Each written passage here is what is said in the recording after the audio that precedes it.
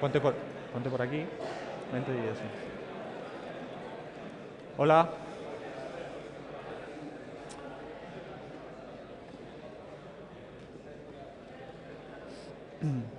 Buenas tardes a todos. En primer lugar, daros la bienvenida a nuestra escuela, a la Escuela Técnica Superior de Ingeniería de Telecomunicación. Es para nosotros un placer teneros a todos vosotros aquí, teneros a vosotros aquí de forma presencial, pero también tener a todas las personas de todas las ramas de estudiantes del IECubo que están a lo largo de toda España en diferentes universidades y escuelas y que también van a estar disfrutando de esta conferencia junto con nosotros. En primer lugar, simplemente hacer una breve reseña. Estáis en la Escuela Técnica Superior de Ingeniería de Telecomunicación, que es la sede de la rama estudiantes del IECubo en esta universidad. El IECubo es una asociación de ingenieros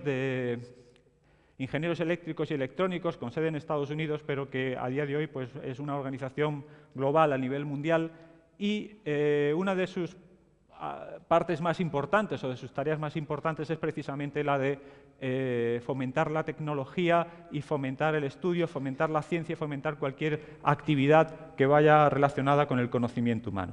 Entonces, en ese ámbito del IECubo es donde con las ramas de estudiantes del IECubo de toda España a día de hoy se encuentran trabajando en un proyecto muy bonito, que es el proyecto de poder lanzar un CubeSat en los próximos años. Nuestra rama, la rama de IECubo, que con sede aquí en la escuela, está trabajando en una parte de ese proyecto y hemos querido compartir precisamente la conferencia, puesto que nuestra invitada, que es Mar Vaquero, es una persona, primero, encantadora. En estos días que estamos compartiendo, la verdad, estupenda, y en todo momento ha tenido muchas ganas incluso de venir porque quiere transmitir básicamente su conocimiento. Entonces, dentro del IECubo no podíamos ni mucho menos perder esa oportunidad y como escuela tampoco. Entonces, Mar nos va a contar algunas historias. Le pedí en todo momento que intentara, aunque no es su campo, que intentara en todo momento llevarlo en la medida de lo posible al ámbito de la telecomunicación, aunque ella es ingeniera aeronáutica, pero intentar ver los problemas que aparecen en una situación y sobre todo en misiones de espacio profundo o misiones a lo largo del sistema solar. Quiero ser muy breve. Básicamente, el día de hoy también es un día especial y hay convocadas movilizaciones y demás, y desde el primer momento en que una compañera del departamento me dijo, oye, que el día 8 coincide con el Día de la Mujer Trabajadora, digo, pues qué mejor que precisamente tener aquí a una mujer que realmente las aspiraciones ha conseguido gran parte de las aspiraciones en su vida y está trabajando en un entorno probablemente envidiado por muchos de nosotros. Y, cómo no, luchar por la igualdad tanto de género, con hombres y mujeres, y desde luego que si una persona vale es independiente del género en el cual sea hombre o que sea mujer. Entonces, tenemos aquí un ejemplo y qué menos que intentar vivir este día de esa forma. Y bueno, sin nada más, creo que la mayoría, seguro que habéis cogido Google y habéis visto quién es Mar Vaquero y habréis visto muchos de sus biografías que aparecen por ahí, sus estudios, que es ingeniera aeronáutica, que empezó a estudiar en Madrid, que después se fue a San Luis, que después consiguió otra beca en Purdue, que hizo su doctorado en Purdue y demás, y que finalmente, algunas historias que ella contará sobre cómo llegó realmente a la NASA, que son muy curiosas, y bueno, simplemente dejarle el escenario a ella y que realmente es la que de verdad nos va a hacer pasar un buen rato. Muchas gracias a todos e insisto, bienvenidos a la escuela. Muchísimas gracias.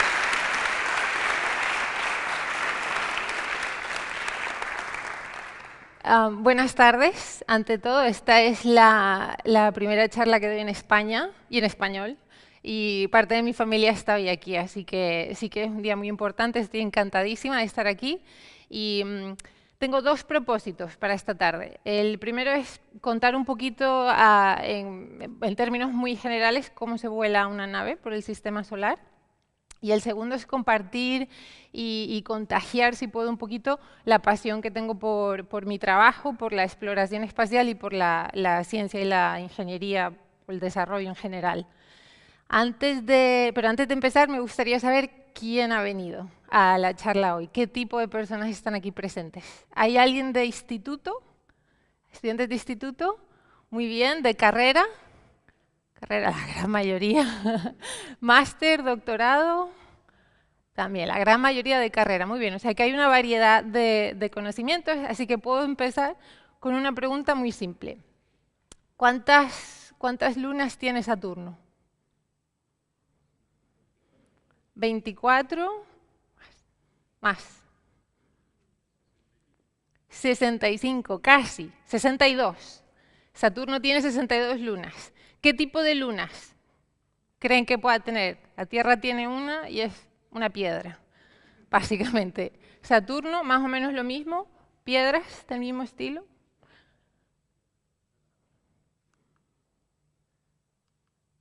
El clicker no va. La tecnología...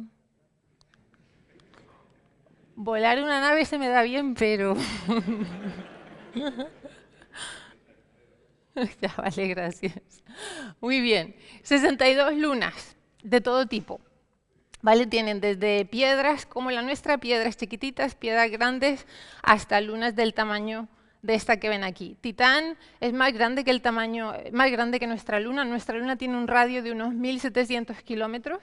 Titán tiene un radio de 2.575, o sea, bastante considerablemente más grande que nuestra luna. Y es un mundo muy parecido al de la Tierra. Tiene montañas, tiene nubes, tiene lagos, ríos, llueve, tiene procesos muy similares al de la Tierra, con la diferencia que en la Tierra tenemos agua y oxígeno y en Titán hay metano. O sea, llueve metano líquido. Pero en cuanto a los procesos de formación son muy similares a los que tenemos en la Tierra. Otra de las lunas más interesantes, probablemente una de los destinos más atractivos, digamos, hoy en día del Sistema Solar, esta luna pequeñita, aquí, Encélado. Probablemente hayan oído hablar de la luna Encélado.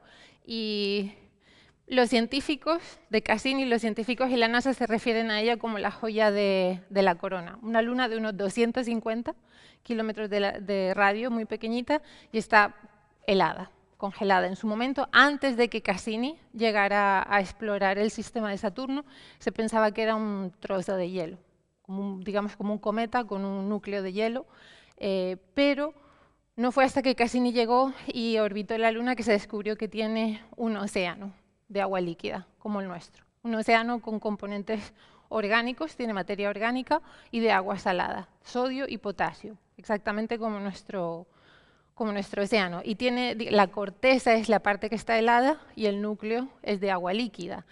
También tiene volcanes en el núcleo y tiene actividad hidrotermal, lo que crea un proceso que genera jets o géiseres. Digamos que la corteza helada se expande cuando la Luna se separa, se aleja de Saturno y ese vapor sale, se extiende fuera de la superficie y bueno, hasta que una nave no se colocó alrededor, voló alrededor de esa Luna, no se sabía nada de los procesos que existían.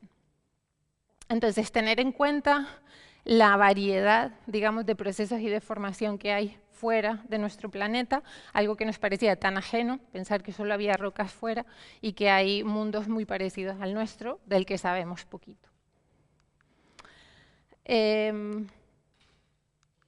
Pasemos ahora a hablar un poco de la parte de tecnología. Esta es la parte de ciencia, digamos, lo que los científicos buscan, y ahora la parte de tecnología. ¿Cómo conseguimos llegar a ese planeta, a esa luna, para explorar y descubrir cosas que antes no sabíamos que existían?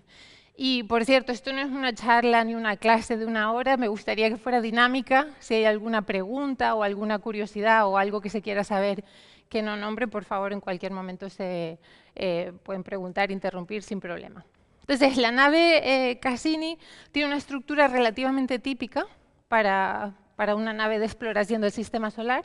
Del tamaño, sigo hablando en presente, pero ya no, es del tamaño de una guagua o de un autobús, y tiene las partes típicas que tiene una nave. En primer lugar, tiene la comunicación, las antenas, tanto para comunicarse con la Tierra como para retransmitir los datos que toma. Digamos, como una cámara, cuando la tarjeta se llena, manda todos los datos a la nave, borra la tarjeta y sigue tomando datos. Cassini en concreto tiene dos antenas, y aquí seguro que se entiende bien de qué, una de alta ganancia y otra de baja ganancia. También tiene el ordenador, un ordenador a bordo que procesa todos los comandos y dirige la nave, básicamente. La estructura típica de una nave que mantiene los instrumentos y la clave son los instrumentos que tiene. Cassini cuenta con 12 instrumentos y cada instrumento tiene un propósito en concreto. Tiene un radar, una cámara, un detector de partículas, en fin, una variedad de instrumentos que permiten tomar datos para luego confirmar esa hipótesis de los científicos que dirigen el proyecto. Cassini también llevaba un bebé a bordo, la sonda Huygens de la Agencia Espacial Europea. Se ve... A ver si tengo... No tiene un láser. ¿Tiene el láser? No. Bueno, lleva el bebé a bordo, que es el disco ese grande que se ve, cubierto con la malla de oro. Es una sonda que soltó en la superficie de Titán, esa luna que tiene procesos muy similares al de la Tierra. Simplemente Cassini se acercó en el primer pase a Titán y cuando pasó cerca de la atmósfera, soltó la sonda, aterrizó, retransmitió datos durante unas 2-3 horas y ahí terminó su misión. Pero esa era la contribución de la Agencia Espacial Europea en la misión. Y luego tiene la parte baja, tiene el sistema de propulsión. También es un sistema de propulsión muy típico para una nave, tiene 2 motores. Lo que ven aquí como el motor de baile o el motor principal, para andar o diría más que para correr. O sea, tiene el motor grande para las maniobras más grandes y los motores pequeños son para correcciones pequeñas, que tenga que hacer de actitud o para mover la nave de un sitio a otro con precisión. La cámara, como decía, también es parte de los instrumentos. Y la parte más importante, bueno, más importante no, la parte que causó el final, que ocurrió el 15 de septiembre, es la fuente de alimentación. Los motores funcionan con combustible, pero los instrumentos no. Los instrumentos necesitan una fuente de electricidad para funcionar. ¿Y cuál es la fuente de electricidad más típica hoy en día para la exploración espacial? Solar. ¿Y alguien ve un panel solar aquí? No. ¿Por qué? ¿Por? Fusión nuclear a día de hoy está en proceso, pero preguntaba por qué no tiene la nave panel solar. Realmente es la fuente más útil y más común hoy en día. Porque está muy lejos del Sol. No tiene el panel porque el Sol está demasiado lejos de Saturno. Para poder alimentar los 12 instrumentos, a la distancia que estaba Cassini del Sol, los paneles debían ser del tamaño de un campo de fútbol, lo cual no es sostenible para mantener la orientación de la nave. Entonces se le puso un reactor nuclear, que también es una fuente común para los rovers, sobre todo que están en Marte, pero se está intentando no usar ese tipo de energía en el futuro, sino tanto fusión o panel solar. El tema es que Cassini tiene un reactor nuclear a bordo, plutonio 238, y el plutonio 238 decae durante 100 o más años, continúa generando una fuente de calor. Entonces, no tiene nada de malo, simplemente mantiene la electricidad para los instrumentos durante un tiempo indefinido. Pero, ¿qué ocurrió? La nave se lanzó en 1997. Llegó después de 7 años de trayectoria a Saturno, llegó en 2004 y empezó su misión primaria, que fueron 4 años. Ese fue el contrato inicial con la NASA, es decir, los científicos se reúnen y dicen queremos tomar esta serie de datos para verificar esta serie de hipótesis. Y eso nos va a llevar 4 años. Y esa fue la misión. Cuando llegó el 2008, la nave estaba en perfecto estado, seguía teniendo combustible, no había ningún problema y había fondos en el gobierno. Se pidió una primera extensión de 2 años. Nueva ciencia, nuevos resultados. Llegaron a conclusiones excelentes, como por ejemplo descubrieron el océano en el núcleo, o digamos en el interior de Encélado, y se pidió una segunda extensión. Lo mismo, la nave estaba en perfecto estado, quedaba combustible, ¿por qué no? Sin embargo, llega un momento en que el combustible se acaba y no hay gasolineras alrededor de Saturno, así que no había manera de repostar y continuar extendiendo la misión. Así que se supo en su momento, en el 2010, se sabía que en el 2017 se quedaba la nave sin combustible. ¿Qué ocurre? Si no tiene combustible no la puedes maniobrar, no la puedes mover. Y por la ley de Newton seguirá su curso hasta que impacte, hasta que algo modifique el curso de la nave. Puede ser un impacto o alguna perturbación. ¿Qué ocurre? Que tenemos dos lunas con un potencial para albergar vida. Tienen agua y tienen componente orgánico. Y le falta un tercer componente para posiblemente crear vida. A día de hoy creemos que son 3 componentes los que hacen falta para crear la vida tal y como la conocemos. Y ese tercer componente que le falta a Encélado es el calor. ¿Y qué es lo que tiene la nave? Una fuente de calor a bordo durante los próximos 100 años. Entonces, si no se hace nada, si se dejaba que la nave siguiera su curso, existía una posibilidad de que impactara en concreto con Encélado o con Titán y que X años a partir de ahora, 1000 años, 2000 años, se encontrara un pulpo en el océano de Encélado y sería la pregunta del huevo o la gallina. ¿Estaba el pulpo ahí o fue la nave la que dio pie a ese tipo de...? Entonces, a lo que voy es que llegó un momento en que para no contaminar ninguna de las lunas de Saturno y proteger el ambiente que la rodea, se nos dijo, hay que encontrar una manera de terminar con la misión, destruir la nave de una forma controlada y segura sin contaminar lo que le rodea. Así que eso fue lo que ocurrió el 15 de septiembre del año pasado. Pasamos de la trayectoria que ven aquí. Esta es una perspectiva del tour. Estuvo pues, desde el 2004 al 2017 en órbita alrededor de Saturno. Si hay alguien de aquí de aeronáutica y de mecánica orbital, verá que es la trayectoria más compleja que se ha volado a día de hoy. Y pasamos de lo que ven aquí a este final. Este fue el gran final de Cassini, desde abril del año pasado hasta septiembre.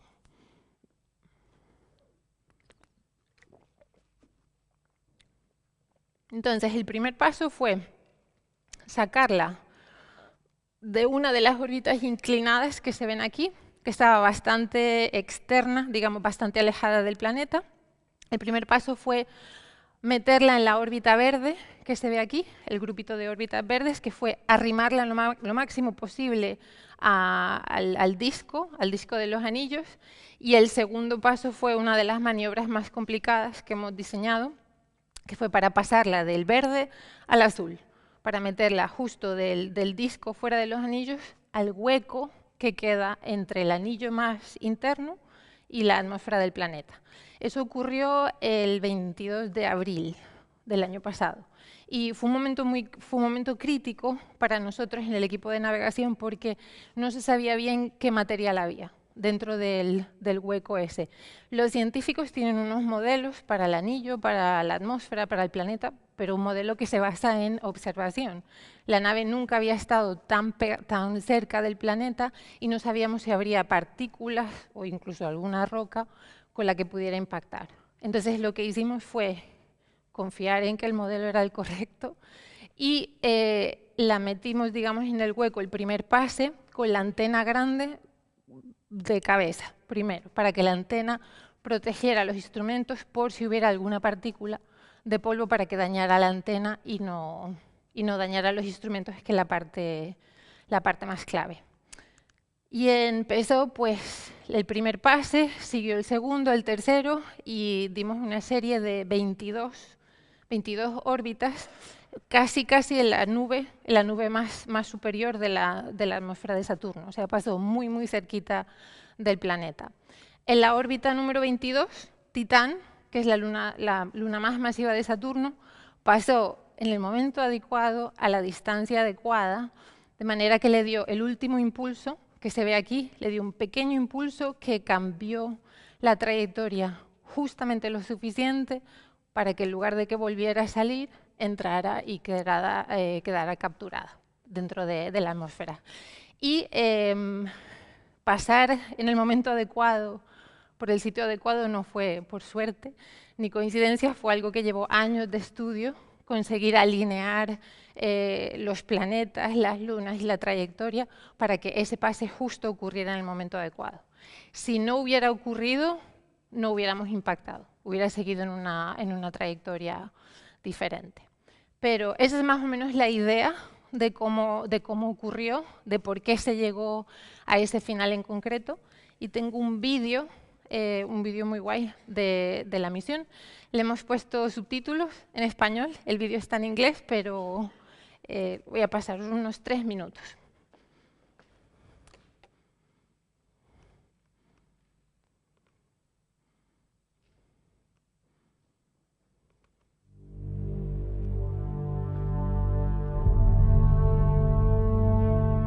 A lone explorer. On a mission to reveal the grandeur of Saturn, its rings and moons.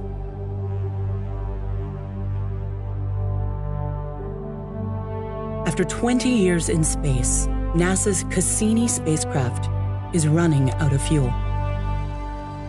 And so, to protect moons of Saturn that could have conditions suitable for life, a spectacular end has been planned for this long-lived traveler from Earth. 5, 4, 3, 2, 1, and liftoff of the Cassini spacecraft on a million-mile trek to Saturn. We have cleared the tower. Its program is in. All program is in. In 2004, following a 7-year journey through the solar system, Cassini arrived at Saturn. To the SOI burn attitude or pointing position, and light up the rockets.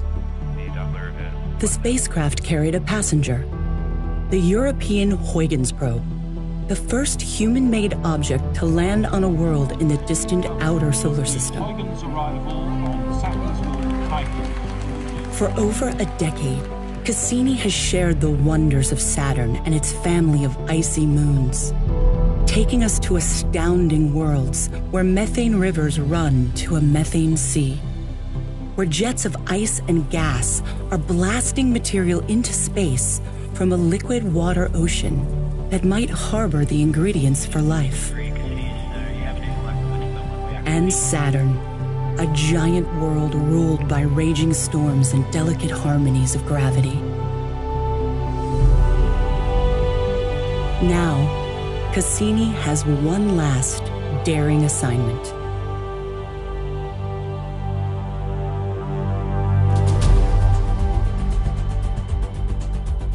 Cassini's grand finale is a brand new adventure. 22 dives through the space between Saturn and its rings. As it repeatedly braves this unexplored region, Cassini seeks new insights about the origins of the rings and the nature of the planet's interior, closer to Saturn than ever before.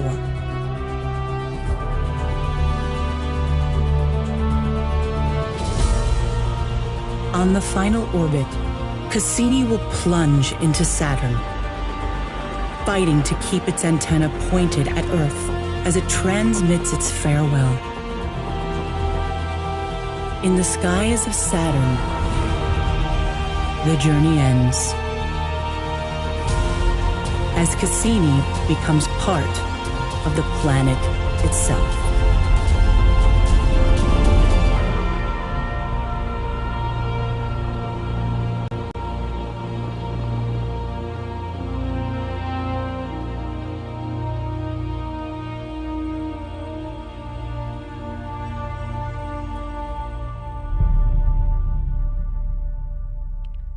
nota que estando en California nos va el rollo Hollywood.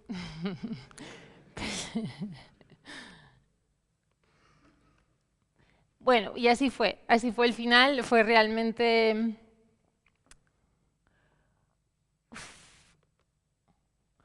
espectacular, salió más o menos todo según lo previsto, pero antes de continuar con la parte de tecnología, quiero hacer hincapié en el porqué de todo. El por qué se llegó a ese momento y cómo uno consigue coordinar que un evento así culmine de la manera que fue. Y fue por el trabajo en equipo. Esto no es algo que un grupo de científicos pueda hacer, un grupo de ingenieros, un grupo de técnicos. Hablamos de cientos y cientos de personas que colaboran día a día para que una misión así llegue al fin de la manera que se planea. Entonces, la primera parte es la ciencia. A día de hoy, en la NASA, es posible que en otras agencias espaciales europeas sea diferente, pero en la NASA todo lo que se hace es por la ciencia. Tiene que haber un motivo científico para que se diseñe una nave y que se lance al espacio. No existe una demostración de tecnología o un nuevo sistema de propulsión que diga, pues estaría genial poder volar este nuevo motor a tal planeta y volver. Si no existe un motivo por el que un científico quiera ir, no se va. Y los científicos lo que consiguen o lo que intentan es responder preguntas fundamentales o existenciales. Casi todo se basa en el por qué. El por qué estamos aquí, el cómo hemos llegado aquí, se originó la vida en la Tierra, fue fuera, y entonces buscan evidencia fuera de la Tierra para poder traer esos resultados, intentar entender el por qué estamos aquí. Por otro lado tenemos la ingeniería. Claro, un científico llega con una idea y dice, quiero ir a Saturno a tomar estos datos en tal momento y de tal manera. Y los ingenieros dicen, pues no existe un motor que te dé la habilidad de llegar con tanto combustible, o la ingeniería de telecomunicaciones está muy limitada por la distancia que existe entre los planetas, entonces es un tira y afloja continuamente. Y ahí está, cuando se unen las dos partes, es un tira y afloja continuamente. No existe el trabajo de uno sin el otro. Y tiene que haber un entendimiento. Y de primera siempre los científicos piden el cielo y más, y los ingenieros dicen imposible, que realmente no es imposible, hasta que se llega a ese acuerdo de, bueno, esto es lo que puedes hacer con la tecnología que hay y estas son las cosas que tenemos que descubrir o desarrollar para poder responder esas preguntas. Y esta creo que es la parte más interesante de mi trabajo. Es la cantidad de gente con la que trabajas, que interactúas, científicos, ingenieros de todo tipo. Todos tenemos que saber un poquito de todo. Obviamente mi trabajo se basa en el diseño de la trayectoria y eso es a lo que me dedico, pero tengo que entender las limitaciones que tienen los ingenieros de telecomunicación, los que tienen de propulsión y el interés que tienen los científicos en mente. Y esa es la parte creo que más enriquecedora de mi trabajo y la que me gustaría compartir por si alguno de la carrera está pensando en dedicarse al sector espacial, sea de propulsión, telecomunicación, aeronáutica, la parte que sea es extremadamente enriquecedor trabajar con tanta gente de diferentes carreras académicas, digamos. Entonces, empecé, digamos que por el final, así que ahora voy a empezar por el principio, la parte más típica, que es la NASA. Exactamente a qué nos dedicamos. Existen 10 centros de la NASA por todo Estados Unidos. Cada centro está indicado aquí en el mapa. Por ejemplo, uno de los más conocidos es Johnson Space Center en Houston, y aquí es donde llevan toda la parte de las misiones tripuladas. Hoy en día, en su día fue Apolo, cuando los astronautas llegaron a la Luna, y hoy en día se dedican básicamente a la Estación Espacial Internacional, al entrenamiento de los astronautas y al seguimiento de los astronautas que están en la Estación Espacial Internacional. El Kennedy Space Center es donde se llevan, por ejemplo, todos los lanzamientos de cohetes, se llevan a cabo desde Cabo Cañaveral, y JPL, en concreto, que es el centro donde yo trabajo, aquí nos dedicamos exclusivamente a la exploración robótica del sistema solar. No llevamos a cabo ningún tipo, no trabajamos con astronautas, ni con vehículos lanzadores, ni con aviones. Simplemente llevamos todo lo que es el diseño, la construcción y la navegación de cualquier sonda que vaya más allá de la Tierra. Tanto los rovers que están en Marte como las sondas que están orbitando planetas y asteroides. El laboratorio fue fundado en el 36 y la NASA en el 58. Y esto muy poquita gente sabe la historia. De hecho, yo no la sabía hasta que llegué a trabajar. Aquí se ve el laboratorio, está muy pegado, está en Pasadena, California, muy cerquita de Los Ángeles, y está pegado en la falda de la montaña. Pegado, que es un problema porque no hay por dónde expandirlo y tenemos un límite de 5.000 empleados. No cabemos más, literalmente. Y casi todo el mundo se pregunta, pero ¿y por qué está en medio de la montaña? Pegada a la montaña, que hay ciervos en el campus. Había un oso hace 2 semanas que bajó un oso de la montaña y tuvimos que salir evacuados por el oso. ¿Pero por qué está en la montaña? La historia viene por Caltech, el California Institute of Technology, es una universidad muy importante tecnológica que está en Pasadena. Y en los años 30 había un profesor que empezó a hacer test de combustible para naves, uno de los primeros test de combustible para cohetes. Algunos de los tests no fueron tan bien, y como se pueden imaginar, hacer un test de un motor en los años 30 en la universidad, en el pueblo, no fue la mejor idea. Así que la universidad le pidió que saliera fuera, hacia la montaña, en el arroyo seco, y que no hicieran test en Pasadena. Y el señor se fue con sus 3 estudiantes de doctorado a la falda de la montaña, montaron una tienda de campaña y ahí se fundó el Jet Propulsion Laboratory.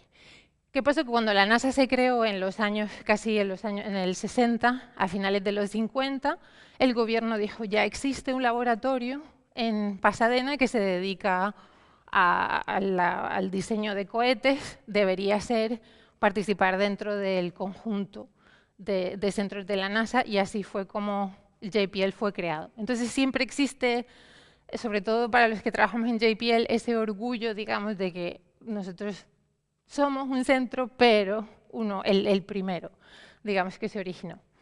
De nuevo, repito, hago hincapié en que la función primaria es desde el diseño, o sea, desde el papel, desde esa idea de quiero ir a Marte a investigar el proceso de terremotos en tal punto, hasta que se lleva a cabo la operación y la navegación de la nave. Lo llevamos todo de principio a fin. Hay una gran variedad de formación profesional. Como digo, una misión así no se vuela con un tipo de ingeniero científico, sino hay una gran variedad de todo tipo de personas, tanto científicos como ingenieros. Los científicos van y vienen. Si un científico que se dedica al estudio de Saturno está en el laboratorio el tiempo que hay una misión en Saturno. Si no existe una misión a tal planeta, pues normalmente los científicos están más bien en la universidad. Pero los ingenieros seguimos. Para nosotros la comunicación a Marte o a Saturno no es tan diferente. Luego, como ingenieros nos da un poco igual el proyecto en el que trabajemos. Y por supuesto hay un programa tremendo de becas y de estancias. Esta mañana hablé un poquito sobre las oportunidades que hay, pero si alguien tiene preguntas podemos hablar de eso, y si no, al final también podemos charlar sobre oportunidades que hay para trabajar o para estudiar en JPL. Entonces, hablemos un poquito más de la misión.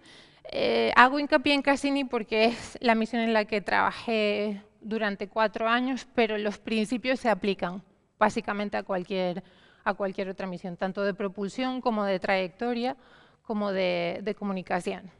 La primera parte es la parte interplanetaria. Mi trabajo se basa en diseñar el camino que lleva la nave desde el lanzamiento hasta su momento final. Y esto se basa en lo que quieran los científicos. O sea, ellos son los que vienen con un listado de cosas que quieren y en base a eso se diseña la trayectoria. tengo un vídeo, a ver si sale. Sí, el lanzamiento de Cassini fue en el 97, desde Cabo Cañaveral fue un lanzamiento de noche estándar. La trayectoria también fue estándar, dio 3 vueltas, digamos, alrededor de la Tierra y de Venus, antes de continuar con su trayectoria a Saturno. ¿Alguien tiene idea de por qué dio las 3 vueltas en lugar de ir directamente a Saturno? Entero, te lo comes entero, el combustible. Y cuando llega a Saturno no queda combustible para orientarlo y para dar las vueltas que dio durante los 13 años. Entonces lo que hacemos es una técnica muy común, se llama asistencia gravitatoria, y lo que haces es volar, pasar muy cerca de un cuerpo mucho más masivo que el tuyo, en este caso la Tierra con respecto a la nave, para que el planeta, el cuerpo más masivo, cambie la velocidad y cambia el momento de la nave y digamos que te impulse de gratis, sin tener que usar combustible. La desventaja es que se lleva pues 7 años. En lugar de 2, 3 años que podría llevar llegar directamente a Saturno, la nave estuvo 7 años. Pero tiene instrumentos a bordo que están dormidos hasta que se llega a Saturno y hay 1000 cosas que se llevan a cabo durante esos 7 años. Por ejemplo, en el caso de Cassini, esta trayectoria no estaba terminada cuando la nave despegó. Cuando la nave despegó había incertidumbre del presupuesto, la política en aquel momento no tenía la trayectoria final, el tour no estaba terminado, pero durante 7 años que tardó en llegar allí, pues se finalizó la trayectoria. Y este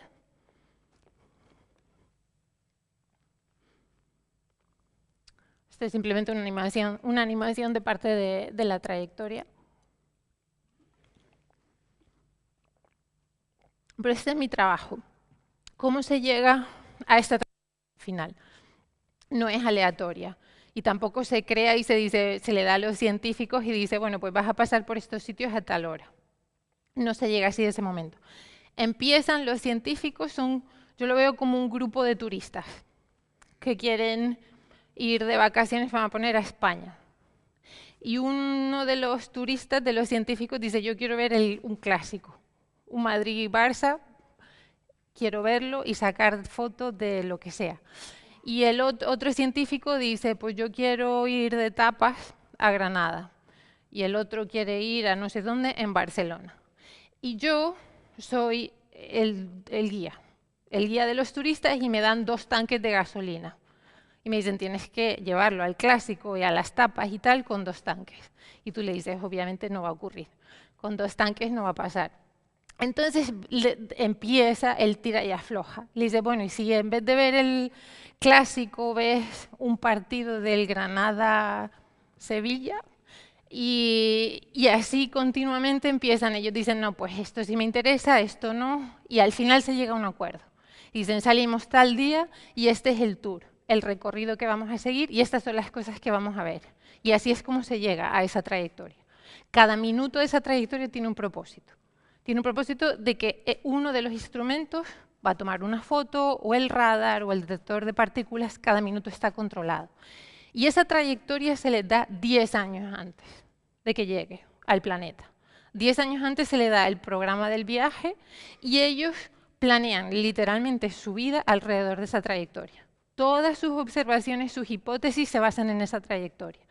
Una vez que la nave despega, nuestro trabajo es mantener la nave lo más próxima posible a esa trayectoria. Entonces, empezamos con el plan original, la trayectoria de referencia, ese viaje, el panfleto de esto es lo que vamos a hacer. La realidad nunca es, siempre hay algún imprevisto. La realidad nunca es como se planea. Entonces, aquí es donde entra la determinación de órbita. La primera parte en el proceso de navegación es averiguar dónde está la nave. Y esto se lleva a cabo mandando una señal de Doppler normalmente, recibes la señal, verificas la posición y la velocidad exacta de la nave. Y una vez que tienes dónde está, mides dónde está con respecto a dónde debería estar, con respecto al plan y se diseña una maniobra. Ese es mi trabajo en concreto, es la tercera parte. Diseñar la maniobra que devuelve la nave del punto donde está al punto donde debería estar. Y todo esto se hace usando el mínimo combustible posible, porque más del 90% del combustible se quema escapando de la gravedad de la Tierra.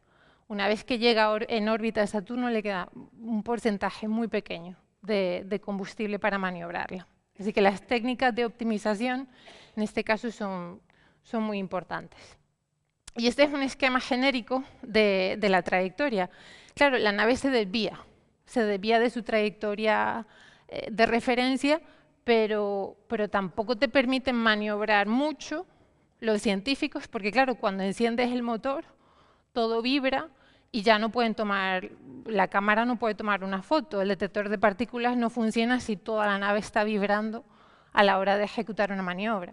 Entonces son en 3 puntos alrededor de la órbita que se permite maniobrar. Solamente en 3 puntos alrededor de cada órbita podemos maniobrar la nave para devolverla a la trayectoria de referencia. La parte de telecomunicaciones es muy importante. No es mi fuerte, pero el día a día lo compartimos con los ingenieros de telecomunicación. Y para la nave usamos lo que se llama el Deep Space Network. Creo que en internet lo vi traducido como la red del espacio profundo. No muy original, pero existen 3 complejos alrededor del mundo, 3 complejos de antenas. Y están localizados geográficamente de manera que están a 1/3 de latitud uno del otro. ¿Por qué? Porque si solo tienes una antena en un punto, la Tierra rota y la nave se mueve. Luego solamente tendrías cobertura de comunicación con la nave durante 1/3 del tiempo. Entonces, de esta manera, la NASA JPL en concreto colocó o construyó 3 estaciones de seguimiento. Una está en el desierto en California, que es el complejo de Goldstone. Otro está en Canberra y el tercero está en Madrid. En Robledo de Chavela, supongo que sí que sabréis, ¿no? ¿Dónde está? Sí, en Robledo. El de Madrid no estaba en Madrid originalmente. El punto óptimo de cobertura está en África, en el norte de África, y la NASA construyó un complejo de antenas en el norte de África. Pero políticamente no era muy estable. Así que decidieron colocarlo en Madrid, porque políticamente es mucho más estable. Sin embargo, estamos teniendo bastantes problemas con la comunicación en Madrid por los teléfonos móviles. El complejo de California y el de Canberra están en medio de la nada, en el desierto, luego no tienen interferencia. Pero Robledo de Chavela está muy cerca de la ciudad y tenemos bastantes problemas por la ciudad, la población, cómo se está expandiendo y por el uso de telefonía móvil. La comunicación con el espacio profundo es una de las cosas más complicadas que se me ha presentado a mí a día de hoy. Cuando llegué a trabajar, me dieron un tour del complejo en Goldstone y me dijeron que para recibir los datos, la señal de la nave, es como intentar escuchar la caída de un alfiler al suelo en un concierto de rock and roll. Y la idea es que de unos 20 vatios, más o menos, estos son datos más o menos generales, de unos 20 vatios que transmite la nave desde Saturno, nos llegan 1 por 10 elevado a menos 16 de esos vatios. Entonces esas antenas necesitan silencio para poder recibir esa señal que llega de tan lejos. Por eso el problema en Madrid con la interferencia de la telefonía móvil es algo que no se sabe bien cómo se va a resolver. Existen en los 3 complejos antenas de 3 tamaños. 26 metros es la más pequeña, 34 y 70. La de 70 metros es la mejor, la que quiere usar casi todo el mundo, porque es la que tiene más potencia, pero también es la más cara y la más difícil de mantener. Es tan pesada que para girar la nave necesitan inyectar capas de aceite para poder conseguir que rote. Y entonces se ha puesto una nueva ley que y esto es todo lo que digo me refiero a la NASA, para las otras agencias espaciales es posible que sea diferente. Pero toda nave que se diseña a día de hoy tiene que ser capaz de comunicarse con la antena de 34 metros. O sea, no puedes decir voy a mandar una nave a Plutón y necesito la de 70 metros. Tu sistema tiene que ser capaz de comunicarse con la de 34 metros, porque no se van a construir más de las de 70. 70 solo hay una, tanto en Goldstone como en Canberra como en Madrid. Y luego de resto varía, dependiendo del complejo, algunas tienen más y otras tienen otros. El tiempo de transmisión es algo también crítico. Saturno está lejos y la señal tarda unos 90, dependiendo de dónde esté Saturno en su órbita con respecto a la Tierra, porque los dos orbitan alrededor del Sol, tarda una media de entre 70 y 100 minutos. Es decir, cuando la nave manda la señal, tarda una hora y media en llegarnos a nosotros, y cuando nosotros le mandamos la nave a la señal, otros 90 minutos. Luego, las operaciones en tiempo real no se pueden llevar a cabo.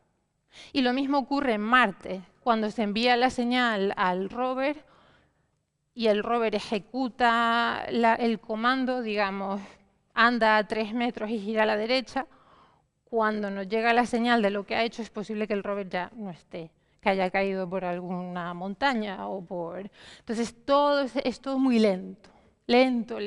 Todo hay que procesarlo y no se puede llevar a cabo la operación a tiempo real. Y por último, hay, por supuesto, un equipo dedicado de ingenieros de telecomunicaciones que llevan toda la comunicación con las antenas, y ellos interactúan con nosotros en cuanto al procesamiento de esa señal, de dónde está la nave, para que el equipo de navegación averigüe dónde está. Los de Teleco llevan todo el tema del procesamiento de esa señal. Y está la parte interesante. Estas antenas están ocupadas de aquí a 10 años.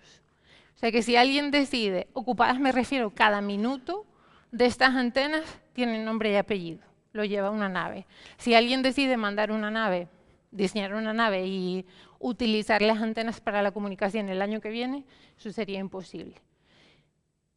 Entonces hay continuas negociaciones dentro del proyecto. Si, por ejemplo, perdemos una nave perdemos, me refiero a que se esperaba comunicarse con la nave esta mañana, y cuando la antena está escuchando para recibir la señal de la nave no llega señal, se declara un momento crítico, porque puede ser que la antena no haya escuchado la señal, puede ser que la nave no mandara la señal, o puede ser que haya ocurrido algo y que se haya perdido la nave. Se declara un momento crítico y empiezan las negociaciones, quitarle tiempo a otra misión para poder usar ese tiempo para intentar identificar el problema que hay. Así que esto es un trabajo constante que se lleva a cabo en el laboratorio día a día, y hay un equipo, una sección entera dentro del laboratorio que se dedica a llevar todo el tema de las comunicaciones, no solo para un proyecto, sino para todas las misiones.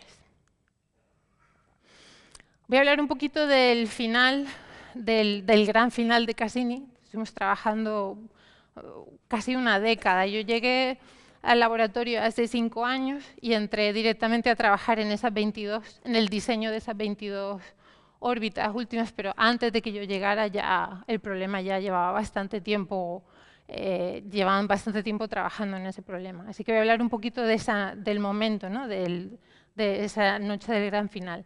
Pero antes de pasar aquí, no sé si alguien tiene alguna pregunta o alguna curiosidad antes de hablar del final. Sí.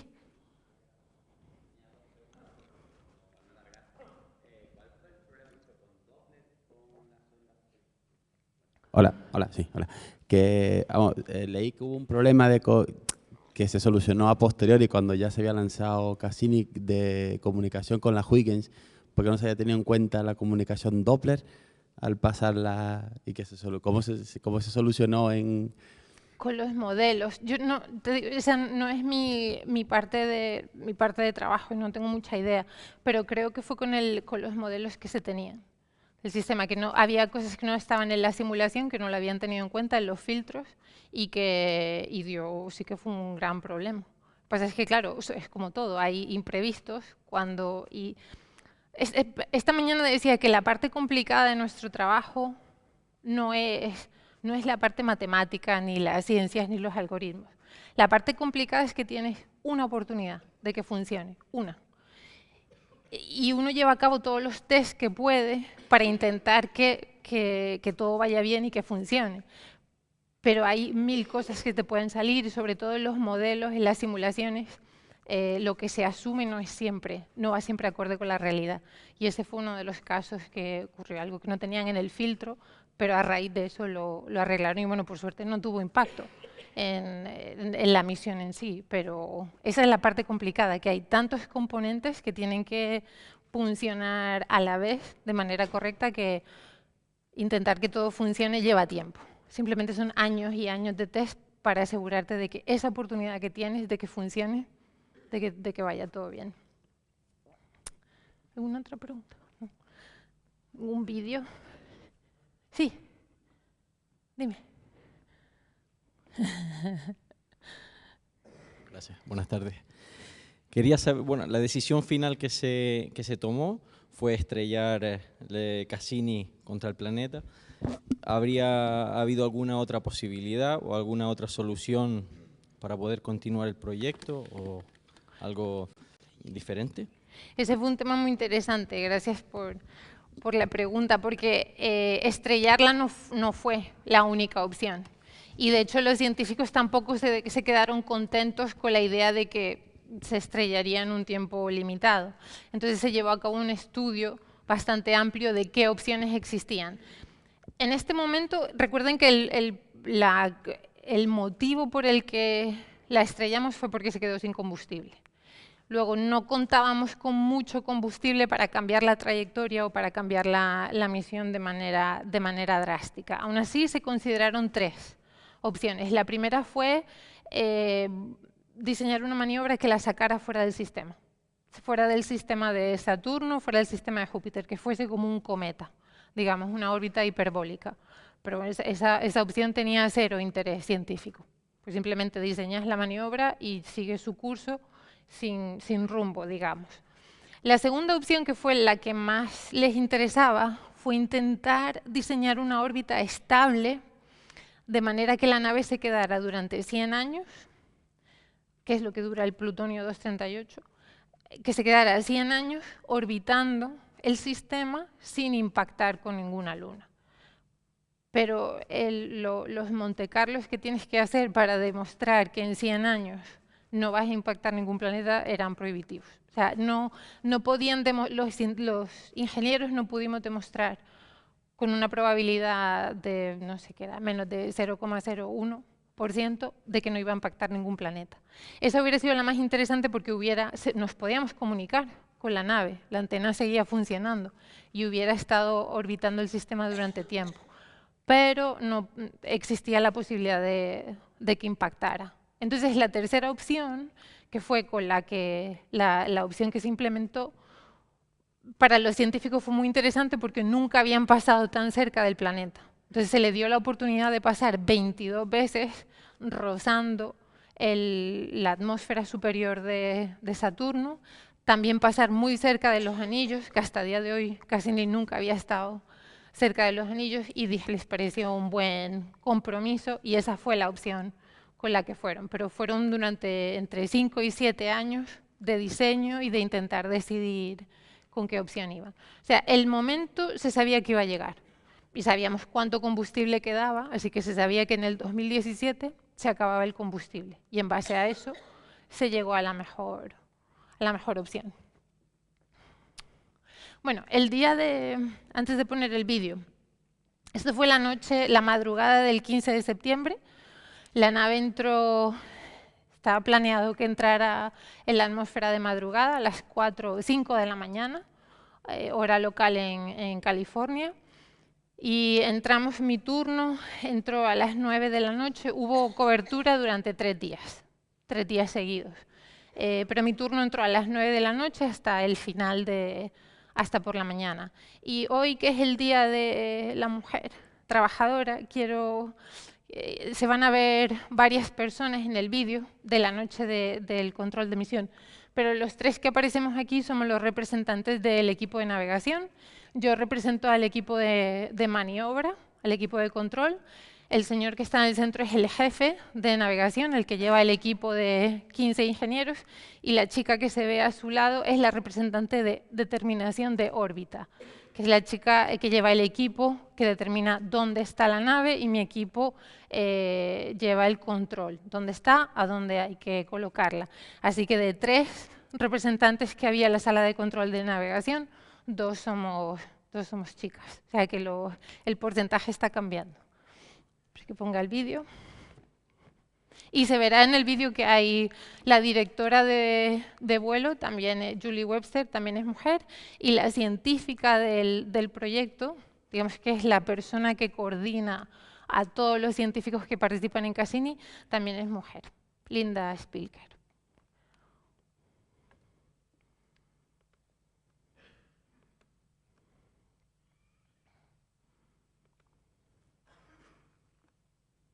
This is ACS-1. We just had transition to high rate mode, and we are in the atmosphere. We have lots of signal at X-ray band and Sierra band.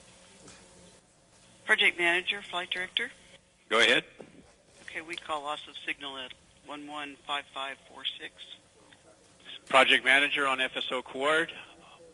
Maybe a trickle of telemetry left, but just heard the signal from the spacecraft is gone, and within the next 45 seconds, so will be the spacecraft.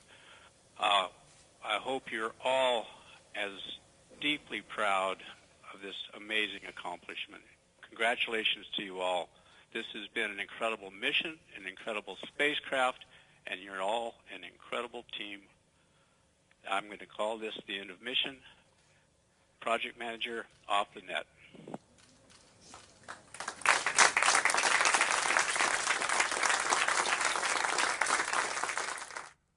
Pues estos fueron los últimos segundos. Tengo un gráfico de lo que estábamos viendo, pero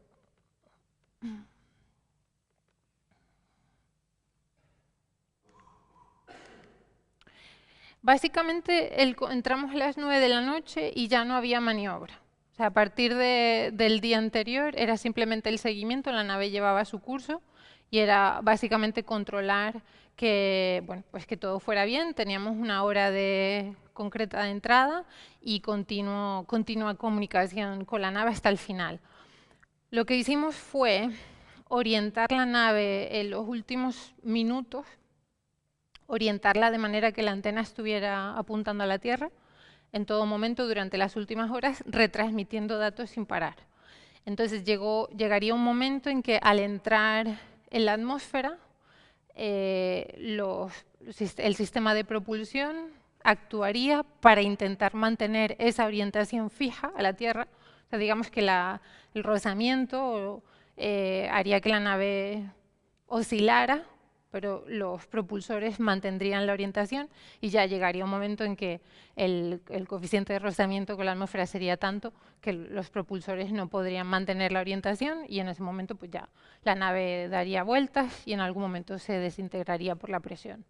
Pero queríamos tener hasta último momento contacto con la nave y también retransmitir datos. Según iba entrando en la atmósfera, tomó datos hasta el último momento de la composición de la atmósfera y tomó imágenes y demás. O sea que hasta el último momento estuvimos en contacto con la nave. Lo que estamos mirando los 3 es una pantalla que teníamos delante. Cada sistema estaba monitoreando o controlando diferentes aspectos. Nosotros en navegación estamos mirando el residuo de Doppler. Y ahora mostraré un gráfico de lo que teníamos simulado a la hora que pensábamos que iba a entrar en la atmósfera con lo que ocurrió al final. Pero antes de entrar quería mostrar esta imagen porque la nave se estrelló a las 5 de la mañana, llegué a casa como a las 8 de la mañana o así, me acosté, me levanté por la tarde y cuando me desperté tenía un montón de mensajes en el móvil de que esa foto apareció en un periódico. en un periódico en Estados Unidos. Y claro, mucha gente preguntó, ¿qué le estabas pidiendo a Dios? Pidiéndole a Dios no estaba, pero el día anterior o así había hablado con un reportero de un periódico americano y me preguntó que cuál era la probabilidad de fallo, cuál era la probabilidad de que la nave no se estrellara. Yo le dije 0, o sea, no hay probabilidad de que no se estrelle. Pensé, si me preguntas exactamente en qué latitud, longitud y a qué hora va a entrar, ahí ya igual tengo un poco de duda. Pero el planeta es grande, Cassini es pequeño, no hay probabilidad de que no se estrelle. Y este es el gráfico que estábamos mirando. Entonces, lo que se ve aquí es el residuo de Doppler con el tiempo de entrada, y cada línea vertical azul creo que va en 10.000, en incrementos de 10.000 kilómetros, según nos íbamos acercando a la atmósfera. Si todo hubiera ido según lo planeado, esa línea hubiera estado en 0. O sea, esos puntos hubieran estado todos en 0. Y eso se basa con el modelo que teníamos de la atmósfera. Entonces, empezamos más o menos, hubo ahí un pequeño... Ahí teníamos un archivo que no tenía que estar ahí, pero bueno, empezamos más o menos en 0 y vemos que ya cuando quedan pues 3.000, 30.000 kilómetros antes de perder la señal, vemos como ya empieza a decaer completamente. Empieza a decaer porque ya está dentro de la atmósfera y porque el modelo que tenemos de la atmósfera no era realmente la densidad que el planeta tiene realmente. Entonces, la última raya que se ve es lo que nosotros consideramos el tiempo de pérdida de señal, el momento en que el Doppler ya no llegaba, o sea, el momento en el que el punto S desaparece de la pantalla.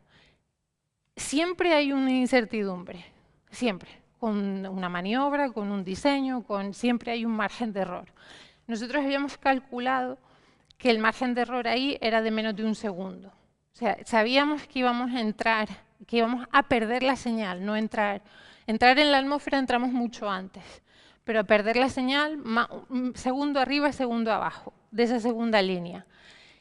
Y esto fue lo que ocurrió, ¿vale? Cuando llegamos a esa línea vertical azul, aparecía otro punto, otro punto, otro punto, y claro, en ese momento pasa 1 segundo, 2 segundos, 5 segundos, 10 segundos, y sigue entrando el Doppler, sigue entrando la señal. Y de ahí viene esa imagen.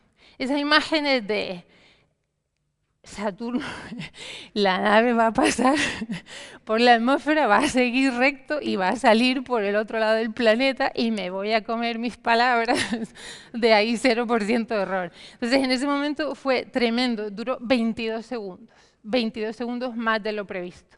Lo que quiere decir es que el modelo que teníamos de la atmósfera no tenía nada que ver. Creo que había un error de un 300% de la atmósfera. O sea que hasta último momento batalló manteniendo esa orientación y retransmitiendo datos durante 22 segundos hasta el final. O sea que ese margen de error de 1 segundo que teníamos fue tremendo. Claro, en la sala de control pues nadie se esperaba 22 segundos más de vida y fue un momento muy intenso el estar en esos últimos minutos en la sala, todos viendo cómo entraba la señal. Entonces, alguien preguntaba lo que estaban viendo. Eso era lo de sistemas de actitud y control, era la pantalla que ellos estaban viendo. Otro tipo de señal que miden ellos para ver cuándo había entrado en la atmósfera o sea, cuándo empezábamos a ver el rozamiento en la atmósfera. Los de navegación estábamos viendo el residuo de Doppler. Pero el momento fue muy intenso al final. También fue un poco triste, ¿no? Al final, cuando ya desapareció del todo la señal, pues ya fue cuando el vídeo ese, ¿no? Que el director dice, pues, que ha sido una misión espectacular y demás. Pero para mí el momento más importante casi fue 92 minutos antes. ¿Se recuerdan la señal en aquel momento, cuando el 15 de septiembre, de manera donde estaba Saturno con respecto a la Tierra, la señal tardaba unos 92 minutos. Entonces, en la sala de control hicimos un parón, 92 minutos antes del final, y la directora de vuelo dijo, la nave ya no está, simplemente estamos esperando a que llegue la señal. Y ahí es cuando uno se da cuenta, ¿no?, de la magnitud del sistema solar, de las distancias que realmente en algún punto en Saturno la nave ya no está. Sin embargo, en la Tierra, hora y media después, seguíamos esperando a que llegara la señal. Así que para mí ese fue el momento más, digamos, más especial, fueron 92 minutos antes. Y esta es la última transparencia que tengo, la última diapositiva que tengo. Luego ya podemos charlar un poco si hay alguna pregunta, pero quería terminar un poco con un mensaje un poco más emotivo y menos técnico. Este es un retrato de familia típico, hay una gran variedad de piedras, unas más bonitas que otras, más grandes. Pero en Saturno hemos descubierto sistemas que tienen lo que creemos un potencial para albergar vida. Pero la vida, tal y como la conocemos a día de hoy, no existe en el sistema solar. Fuera del sistema solar es otra historia. Pero a lo que voy es que esto que tenemos aquí es muy, muy especial. Y extremadamente único. Y cuando uno trabaja al día a día con ingenieros, con científicos que se dedican a observar el sistema solar y vemos lo que hay, que es nada. Nada, ahí está, hay mucha soledad fuera de la Tierra. Te invita a valorar el momento que vivimos aquí, que tenemos de verdad una oportunidad única. Así que el mensaje es, hagan lo que hagan, decidan estudiar una carrera, otra o no estudiar. Hagan lo que hagan, que se haga con gana, con empeño y que se aproveche esa oportunidad tremenda que tenemos de vivir en este planeta cuando fuera de él hay, de momento, que sepamos muy poquito. Así que a aprovechar el momento. Y ya está.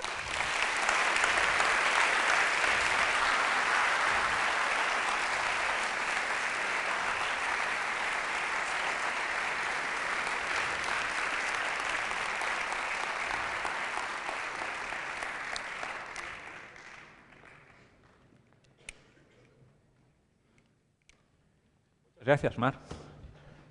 Estupendo. Espero que todos hayáis disfrutado y ahora viene probablemente el mejor de los momentos porque está a nuestra disposición totalmente para responder a las preguntas sí, que tengáis. Los que estáis fuera, estáis en alguna de las sedes del IECubo y demás, pues tenéis un hashtag y podéis enviar preguntas si lo queréis. De momento vamos a empezar con las preguntas aquí. Y a medida que vaya ocurriendo, pues según vayan apareciendo en el Twitter, pues ya las iré trasladando a Mar para que pueda ir respondiéndolas.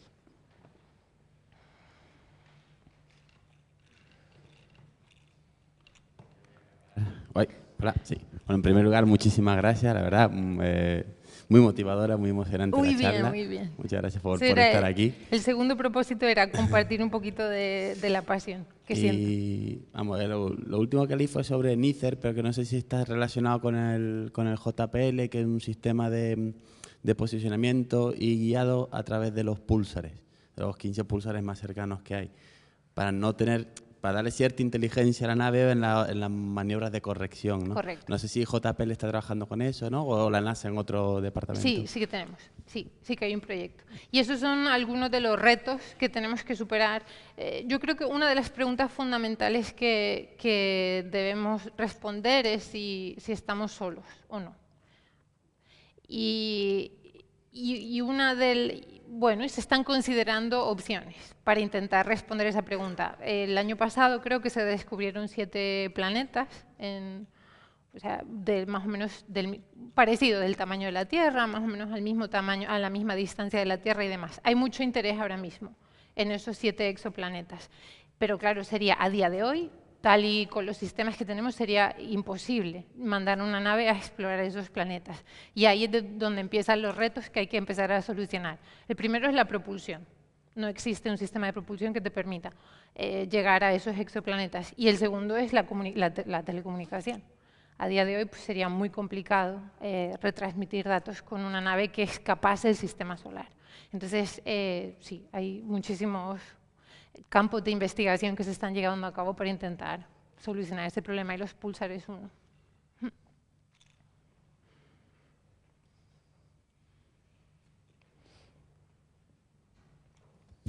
Buenas, hola. Vale. Comentaba antes que se intentó que no interfiriese la sonda con las distintas lunas que tenía Saturno por el tema de que pudiera interferir con lo de la vida y demás, ¿no? Y que intentase también que no saliese de la órbita y que pudiese chocar con otros planetas. Pero a la hora de empotrarla contra Saturno no había ninguno, ¿no? No. Digo, ahí daba igual que interfiriese el generador de energía. Sí, hay mucha gente que piensa y dice, bueno, y Saturno lo contaminamos, no hay problema.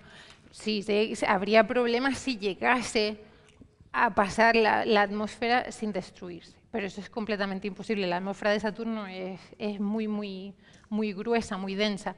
Luego, cuando la nave perdió el control, empezó a dar vueltas y digamos que se convirtió, como en el vídeo pone, una estrella fugaz. O sea que el plutonio 238 está destruido completamente. Sí, como una estrella. Fue literalmente una estrella, se vería como una estrella fugaz entrando dentro del planeta y quedó nada. Totalmente destruido toda la parte de la nave, incluido el reactor nuclear. Por eso fue una manera limpia y segura de terminar con la misión.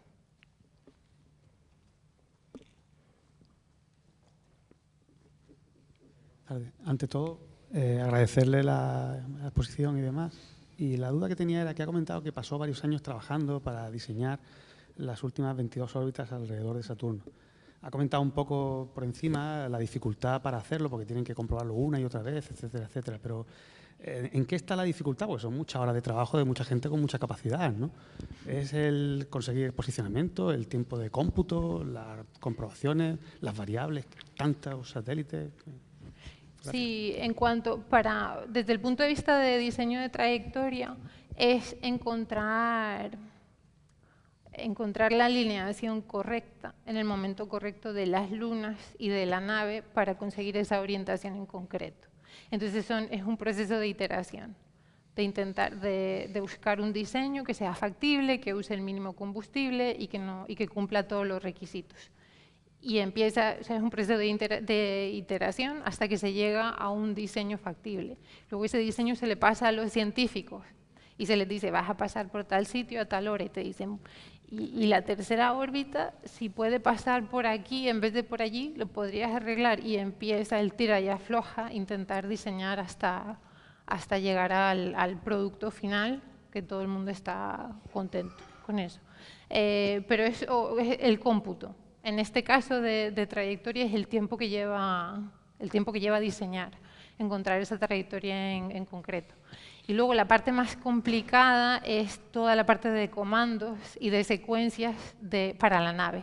Diseñar, hacer el plan de comandos para que se oriente, para que los instrumentos tomen datos, para en qué momento va a retransmitir los datos y demás. Eso lleva bastante tiempo, el diseñar, el implementar la trayectoria. No es solo una cosa, sino todas las partes que tienen que encajar para que se pueda volar esa nave. Sí. Hola, buenas. Antes de nada, Mar, muchas gracias por venir a dar esta charla. Yo quería hacer una pregunta, y es que tengo entendido que Cassini sobrevoló uno de los penachos de Encélado y utilizó sus instrumentos para medir las sustancias que había en el océano interior. Sí. Y se llegó incluso a determinar a través de eso que era un océano global, que no era solamente en el Polo Sur, como se decía. Correcto. Es que quería preguntar exactamente eso, cómo se puede determinar, qué sustancias han descubierto, y a partir de eso, qué se podría, sobre seguro, decir sobre el interior de Encélado. Y gracias. De nada. Se descubrió sodio y potasio, básicamente, y otros componentes químicos, pero la sorpresa fue sodio y potasio, o sea, tiene un océano de agua salada. Lo que hicimos fue, cuando la corteza está helada, entonces cuando Encélado orbita alrededor de Saturno, no en un círculo perfecto, sino en una elipse. Entonces, cuando está más cerca del planeta, la gravedad del planeta hace que se contrae la Luna y las grietas se juntan y no escapa ningún tipo de material. Sin embargo, cuando está más alejada, en el punto más alejado con respecto a Saturno, la gravedad es menos, se suelta, se agrieta más y sale material. Entonces lo que hicimos fue diseñar una trayectoria para pasar a 20 kilómetros de uno de los geysers, de los jets, justo cuando estaba en el punto más alejado. O sea, cuando el jet era más largo. Creo que el jet son de varios kilómetros de altura, digamos. Entonces la nave sobrevoló, justo pasó por el medio del jet, tomó los datos y se verificó que existía material orgánico como el sodio y el potasio. Hicimos 22 flybys de Encélado. El último tuve yo por fortuna tuve la oportunidad de llevar a cabo el control de esa trayectoria para el último flyby que hicimos a 20 kilómetros. Entonces, desde el punto de vista de ingeniería, es bastante complicado sobrevolar a 20 kilómetros con exactitud, pero los científicos, imagínate los datos que sacaron de esa muestra en concreto. Una cosa que sí me gustaría decir es, a mí me sorprendió cuando empecé a trabajar lo independiente que son los ingenieros de los científicos. Yo muchas veces me enteraba de los descubrimientos de Cassini por mi madre. Que me he enterado que ha salido por internet o en la radio, que ha salido que Cassini ha descubierto no sé qué. ¿Ah, sí? ¿Pero por qué? Porque, claro, haces un flyby y ya estás pendiente del siguiente. Ya estás trabajando en el siguiente. No tienes tiempo de ir a la oficina del científico principal a decirle, oye, ¿qué fue lo que descubriste Y muchas veces eso por mis padres de la televisión o incluso por algún artículo de decir, anda, sí, ese fue el día que la colocamos en tal sitio, tal hora. Pero va todo tan rápido, es todo día a día, que cuando pasas un flyby ya tienes que estar pensando en el siguiente. Sí. Depende. Ahora mismo hay una misión, bueno, por ejemplo, este fue un claro ejemplo de colaboración internacional. ESA diseñó y construyó la sonda Huygens y nosotros, digamos, la nave que llevó la sonda. A día de hoy creo que hay un par de proyectos que están en colaboración, uno con otro. O sea, en colaboración me refiero a que los dos forman parte o construyen parte de la nave.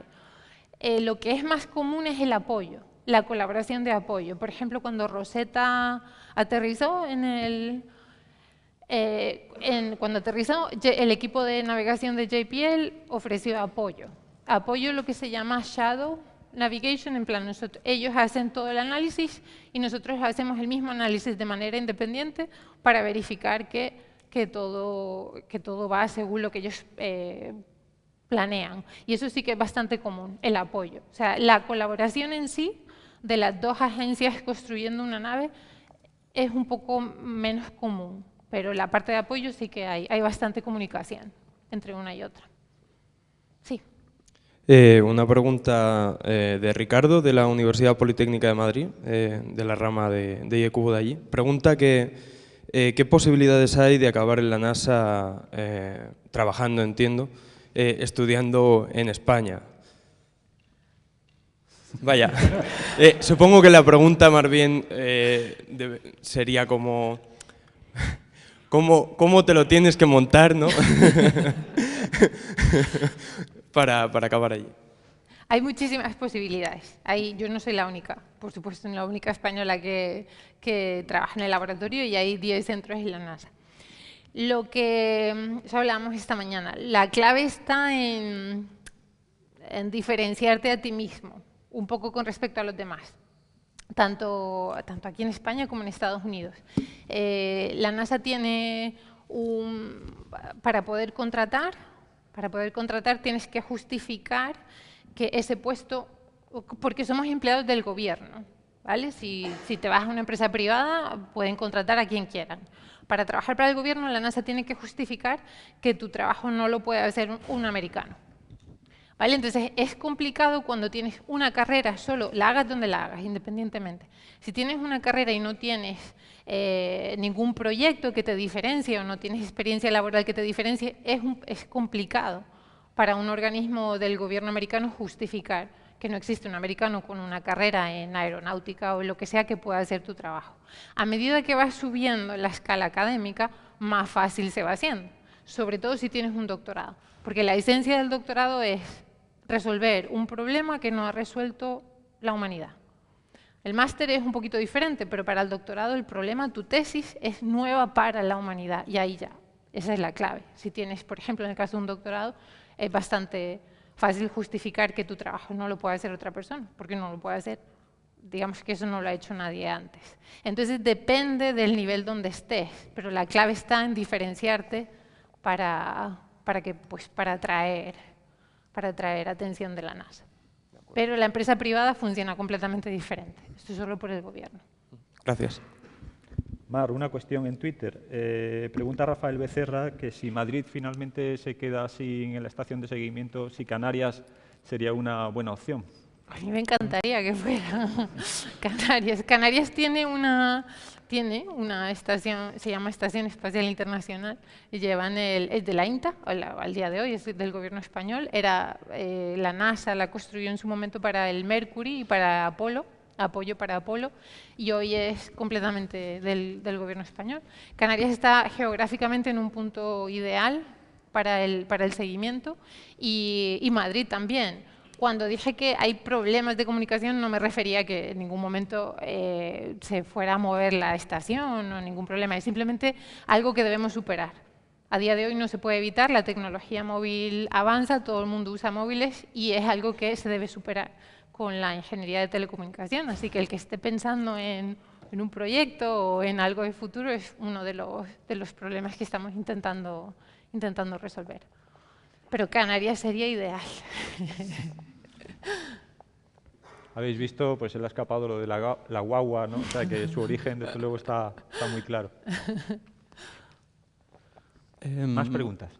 Buenas tardes, Mar. Tengo curiosidad por saber de qué trata de qué trató tu doctorado para diferenciarte del resto de aplicantes a ello.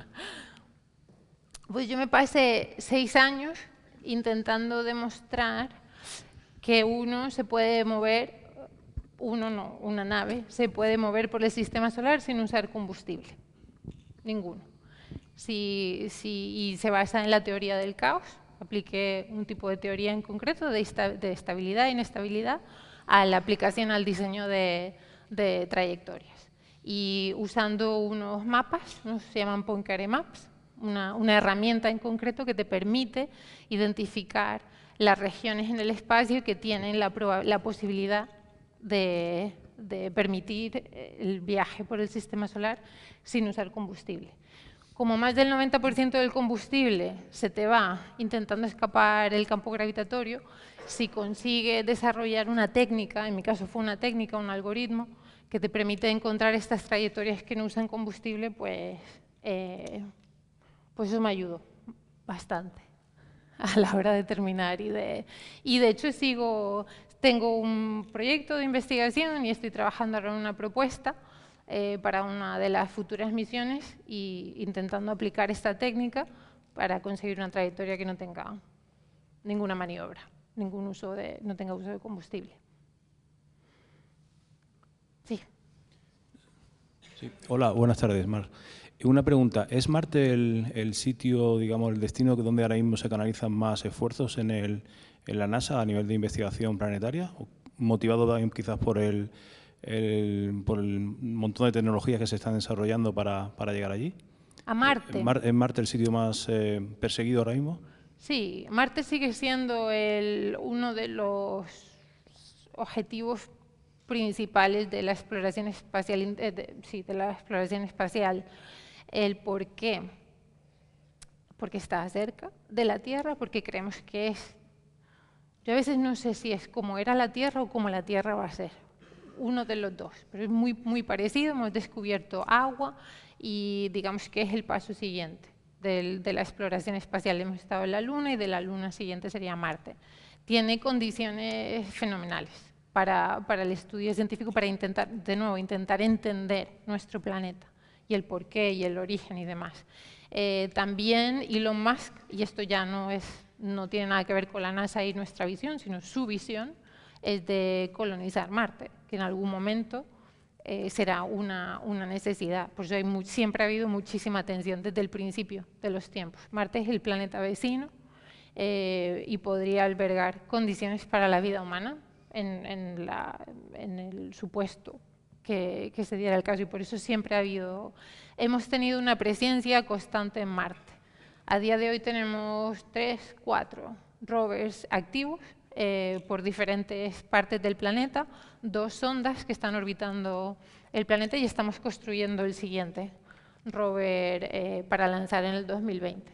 Y no creo que eso cambie en el futuro. O sea, siempre habrá una presencia continua en Marte, a diferencia de Júpiter o Saturno u otros planetas, pero por la posibilidad de albergar nuestra propia vida.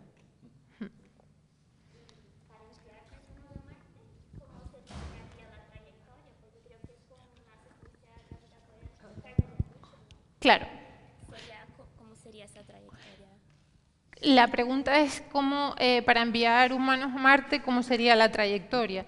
Y ese es uno de los retos que no se ha resuelto a día de hoy, porque la nave puede hibernar y puede estar dormida 7 años sin problema para llegar a 7 años en el caso de Saturno, ¿no? A Marte estamos unos 6 meses ahora mismo, la trayectoria más directa. 6 meses, un grupo de humanos en una cápsula pequeña, pues no es factible.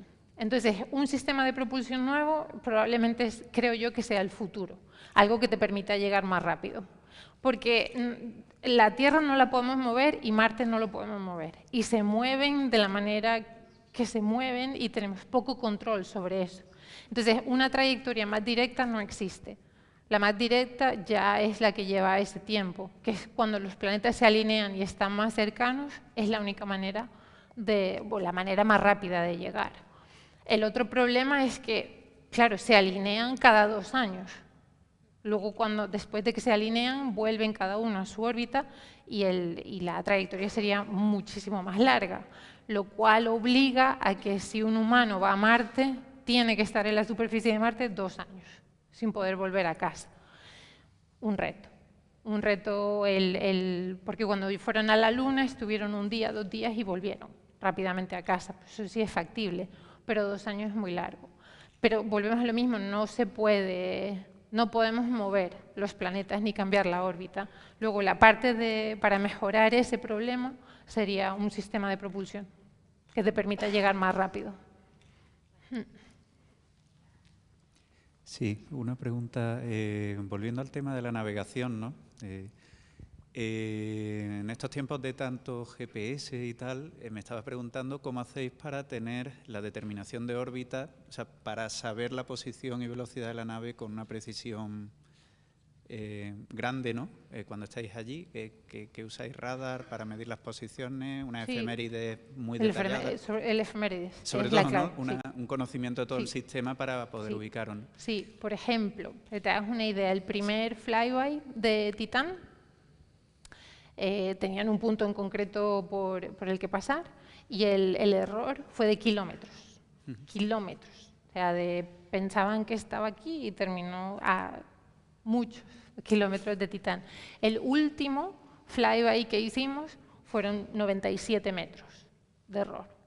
Y eso fue por llegar y ver que Titán tiene esta masa y tiene esta órbita y fue el efemérides. Eso fue la clave, pero claro, no hay manera de mejorar el modelo si no es en base de observación. Sí.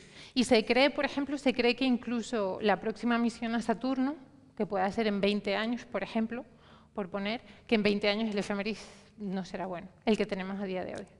El modelo, que en 20 años habremos perdido un poco del conocimiento, pero ahí está la clave. Y una pequeña pregunta, porque tu trabajo en realidad era en el equipo, o sea, la determinación de órbita era otro equipo, ¿no? Sí. Sí, era sobre sobre vuestro equipo, has hablado de los comandos, la complejidad de los comandos que se envían a la nave. ¿La realimentación entre la determinación de órbita y eso se hace en la Tierra a 92 minutos de distancia o en la propia nave hay suficiente realimentación para que la nave... O sea, se hace en la Tierra la realimentación, reposición? Todo. O sea, que Cassini no tiene autonomía. O sea, todo lo hacemos en la Tierra y lleva todos los días. Creo que teníamos pases con las antenas casi a diario, de 8 horas, sobre todo si había una maniobra planeada, continua. 8 horas todos los días. Si no, si estaba en apoapsis, fuera donde no había mucho movimiento, a lo mejor cada día sí, día no, pero constantemente. Que la maniobra es continuamente corrigiendo y continuamente. Con feedback. Sí, un equipo bastante grande, el equipo de investigación bastante grande, sí, para poder llevar a cabo eso. Esa es otra de las cosas que se está estudiando bastante en JPL ahora mismo, es la autonomía. Cómo diseñar una nave inteligente que pueda averiguar dónde está y averiguar qué tipo de corrección tiene que hacer y la haga en el momento. Pero en caso de Cassini, todo en la Tierra. Muchas gracias. Enhorabuena y gracias porque ha sido una maravillosa conferencia, doctora Mar. En relación también con esto mismo que estaba diciendo mi compañero, he visto que en las imágenes de la nave existen dos tubos en los que dice que es observación estelar. En el esquema donde pone toda la instrumentación. ¿Qué pone? Creo que es algo así como observación estelar, observación de las estrellas, está relacionada. Y yo la interpretaba que era precisamente para hacer precisamente esa medida, supongo, ¿no? Sí, y también lo llevamos a cabo. Ajá. Al principio se usaba muchísimo. Los primeros 5 o 6 años del tour se basaban en eso básicamente cada semana 10 días. Al final ya una vez al mes o así, se lleva a cabo una vez cada mes, 2 meses. Y ya al final había una persona que llevaba ese estudio en concreto. Pero al principio lo usaron muchísimo. Esa frase del JPL que se dice que al igual que los antiguos marineros utilizan las estrellas para orientarse y los vientos para moverse, la nave Cassini las utiliza las estrellas y Titán o los planetas como los vientos favorables. Es muy poética y muy interesante, muy bonita la que ustedes dicen. Sí. Yo no tuve la oportunidad no sé mucho del tema. Cuando llegué, ya no se basaba, la determinación de órbita no se basaba en esto, pero los primeros años desde luego fue fundamental y sigue siendo para muchísimas misiones. Hay una sección en concreto, o sea, un grupo de unas 30 personas o así que llevan ese trabajo para todas las diferentes misiones, o sea, es fundamental en la navegación, sí.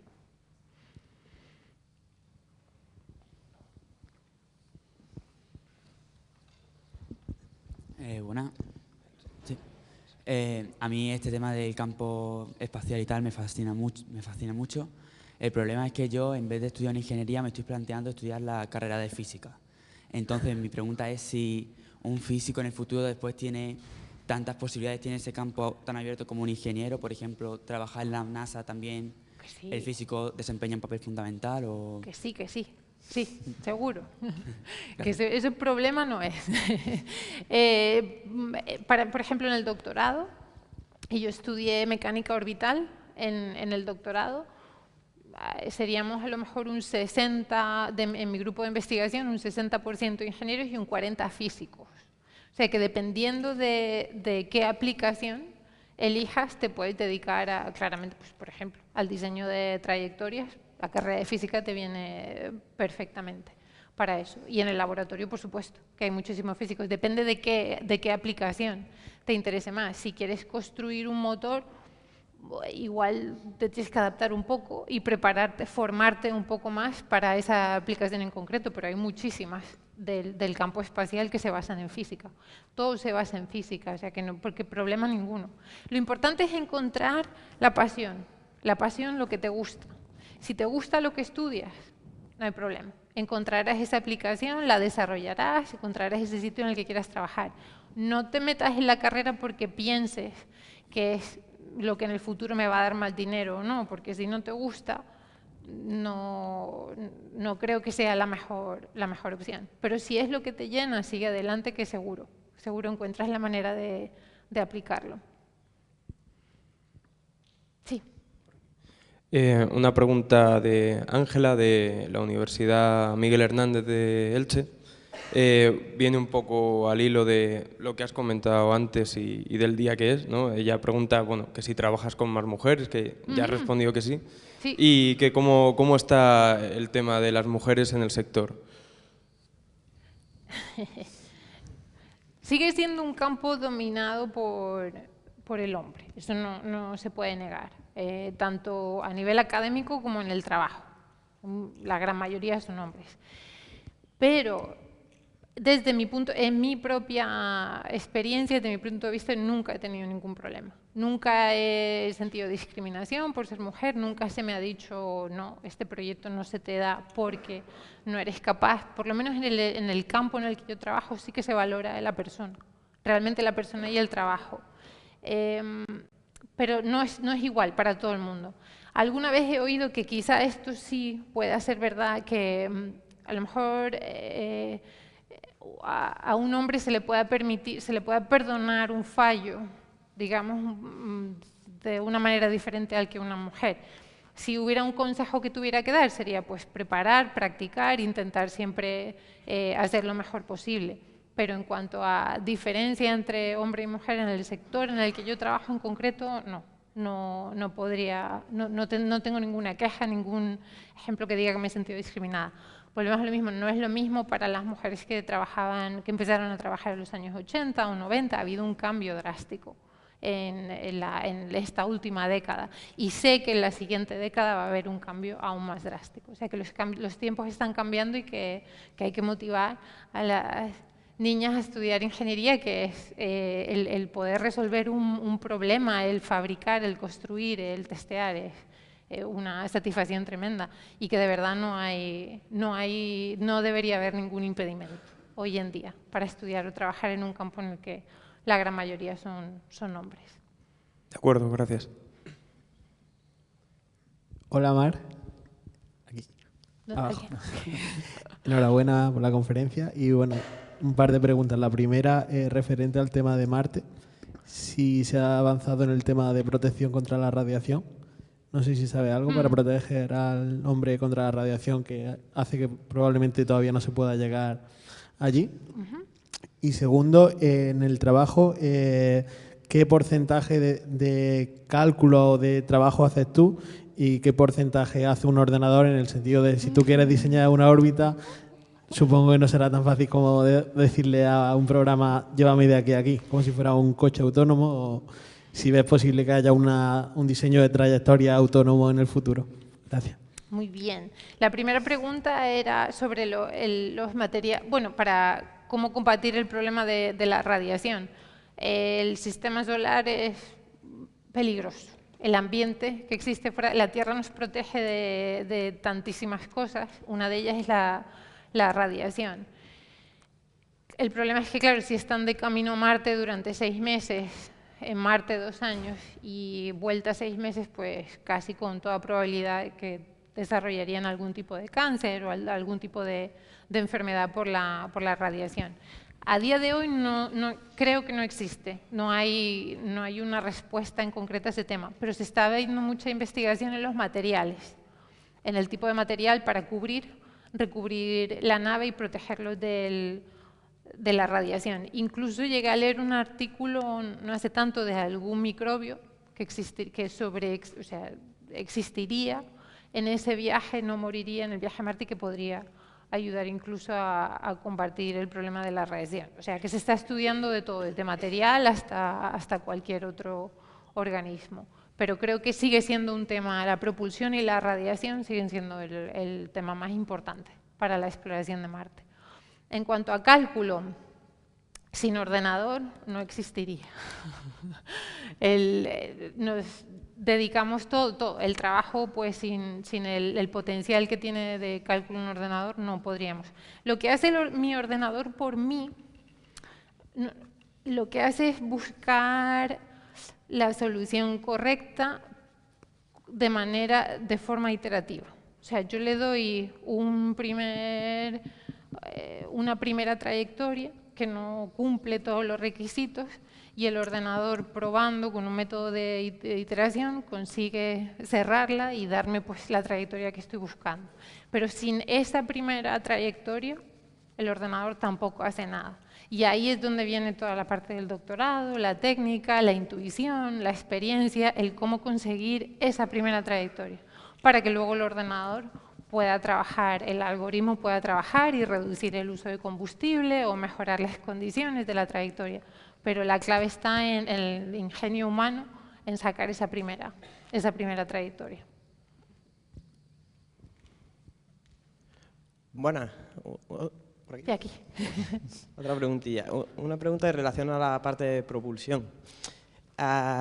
En el Jet Propulsion Laboratory también estáis investigando propulsiones que no estén basadas en combustible, sino en energía, como velas solares, M-Engine y ese tipo de cosas. Sí, y ya no te puedo decir más.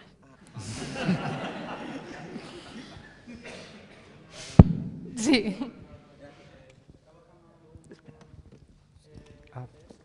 ¿En? ¿Eso está aparcado todavía? Repite la pregunta. Si se está trabajando con algún modelo matemático o en algún tipo de desarrollo para en el futuro hacer algún motor FTL que se pueda mover a mayor velocidad que la de la luz, ¿o eso todavía está muy aparcado? No sé. Pues no sabría decirte. A nivel de dominio público, no. Dominio público no, pero hay tantas cosas que no son de dominio público en el laboratorio pero así que sepa, no, por lo menos que yo sepa no sabría decirte, pero si hay, probablemente esté publicado en algún sitio, o sea que se puede buscar, pero sí es muy interesante. Leí algo hace algún tiempo, no sé si, esa sería la clave, si eso claro. sigue avanzándose o está para ahí. Sí. Gracias. Y si sobre la misión de Cassini, si no se hubiera estrellado contra Saturno, ¿habría sido posible llevarlo a cualquier otro planeta? Si tuviera combustible a bordo, sí. Si le quedara gasolina, sí hubiera sido posible, pero no le quedaba. Le quedaba muy poquita gasolina al final, cuando decidimos estrellarlo. Y si, es como un coche, se te queda el tanque sin gasolina y no hay gasolinera para poner más. Pues con ese poquito impulso que le quedaba, la trayectoria que diseñamos fue la mejor que podíamos haber diseñado. En su momento, a lo mejor 5 o 7 años antes, cuando sí tenía combustible suficiente, sí se podría haber enviado. Pero piensa que su misión era Saturno. Entonces, si lo hubieran enviado a Júpiter, los científicos de Saturno no hubieran estado contentos, porque era su misión que se dedicaba a estudiar el planeta. Entonces, si hubiera sido posible, anteriormente sí hubieran querido. En el momento querían enfocarse en ese planeta, así que la idea era quedarse el tiempo más largo posible alrededor del planeta. Pero se quedó sin gasolina. ¿Y si no lo hubieran logrado meter en la atmósfera? Piensa, el planeta es enorme y la nave es chiquitita. Pues por eso estuvimos tanto tiempo verificando, tanto tiempo, más de 5 años, verificando que la trayectoria era correcta, que el modelo era correcto y que sabíamos que iba a entrar, con seguridad. Podía haber ocurrido, podía haber habido un fallo y no hubiera entrado y yo no sé qué hubiera pasado. Pero para eso te dedicas tanto tiempo a verificar que tu solución es la correcta. Hola, estoy aquí. Sí. Que un amigo mío de aeronáutica en Cádiz me ha pedido que si podía preguntar si la criogenización es posible como solución al tener que esperar 6 meses para llegar a Marte. ¿La qué, perdón? La criogenización. ¿De la nave? No, de lo que están en la nave yendo hacia Marte. Criogenización de los tripulantes, ¿no? Ay, entendí otra cosa que no. Sí, siempre a nivel, bueno, en la ciencia ficción, esa ha sido la solución que se ha propuesto siempre. Si te duermes y no envejeces y llegas, pues sería perfecto. No estoy puesta en el tema, no tengo mucha idea de la investigación. Sé que siempre se han estudiado animales, por ejemplo los osos, o se ha estudiado el proceso de ciertos animales para ver si podríamos simular algo parecido y, por supuesto, sería una de las soluciones. Pero no estoy puesta en el tema, no sé si es algo que se lleva a cabo a día de hoy en la investigación. Una curiosidad. ¿Ha terminado Cassini? ¿En qué estás ahora? ¿En qué otra misión estás? Ahora mismo estoy en 6 proyectos. 6 proyectos porque porque quiero. Esa es una de las cosas más muy buenas de la NASA, es que se te permite. Somos muchos. Cuando uno trabaja en la empresa privada o en una startup, a lo mejor hay 6, 7, 8 personas que deben llevar el trabajo de todos. Entonces hay poquita flexibilidad para explorar otros proyectos. En mi caso, estuve 4 años dedicada a Cassini. Cuando Cassini terminó, dije quiero explorar otras opciones y ver qué otras misiones me interesan o qué tipo de trabajo. Entonces, la mayor parte de mi tiempo la dedico a Europa Lander. Europa Lander es una sonda que estamos diseñando a nivel papel. Hoy en día sigue siendo una propuesta para lanzar una sonda a Europa, una de las lunas de Júpiter, que pinta mucho como Encélado. Tiene un océano de agua líquida, una corteza de hielo, y la idea es aterrizar un rover, una sonda, y que taladre sobre el hielo hasta la superficie del océano, que tome una muestra, varias muestras, y que identifique si podría haber vida o no. Entonces, gran parte de mi tiempo lo llevo en la trayectoria de Lander. Pero también tengo mi propio proyecto de investigación para algoritmos, desarrollo de algoritmos más rápidos que hagan la vida de un diseñador de trayectorias un poquito más fácil a la hora de encontrar esa primera trayectoria. Y también me gusta mucho las propuestas, trabajar en propuestas. La NASA tiene varias categorías de misiones, lo que llamamos pequeño, medio y grande. Las grandes, como Cassini, son dirigidas, es decir, el gobierno y la NASA determinan qué centro va a diseñar qué misión y a dónde va a ir. O sea, es dirigido y con un esquema. Las misiones pequeñas son por competición. Es decir, la NASA, con un presupuesto, abre las puertas de la competición y dicen, estas son las reglas, esto es cuánto te puedes gastar y estos son los límites. Y cada centro o cada persona puede proponer una misión. Hay una estructura para la competición y tienes un año para participar, y al final de esa competición la NASA elige el mejor concepto. Y eso va desde Júpiter a la Tierra, a un asteroide, lo que a uno se le ocurra. Eso son para las misiones pequeñas. Y me gusta mucho participar en este tipo de competiciones con un equipo donde desarrollas un concepto completamente nuevo y tienes la posibilidad de que la NASA seleccione ese proyecto para la futura misión que se va a volar. Así que ahora mismo estoy en un par de propuestas de competición y me gusta mucho. O sea, que he pasado, digamos, de la operación, de llevar la nave el día a día, al otro extremo, de una idea en concreto, loca muchas veces, pero cómo llevarla a la implementación. Buenas, Mar. Yo tengo una pregunta, ¿no? Y es, ¿qué papel juega, o si juega, no sé si juega o no, pero la inteligencia artificial? Si está dentro de, por ejemplo, en la navegación o en donde sea, ¿qué papel juega? En mi campo en concreto no juega un papel. ¿No aparece en nada lo que es la inteligencia artificial en la NASA? Sí, en la NASA sí. En mi campo en concreto no, pero sí, en la NASA sí. No te sabría decir exactamente qué tipo de aplicación o qué tipo de ejemplo lo llevan a cabo. Te digo, en mi campo no es algo con el que sea aplicable a la navegación o a la telecomunicación, pues no es algo que se lleva a cabo, pero sí que se oye. No te sabría decir proyectos en concreto, pero es algo que desde luego se lleva a cabo. Bueno, pues creo que no hay más preguntas. Simplemente pues agradecer de nuevo a Mar pues el tiempo, la predisposición que ha tenido en todo momento, la alegría siempre pues que nos ha transmitido a los que hemos interaccionado con ella. Y bueno, sí. Cuando tengas una nueva misión, estás de nuevo invitada, así que simplemente muchas gracias, Mar.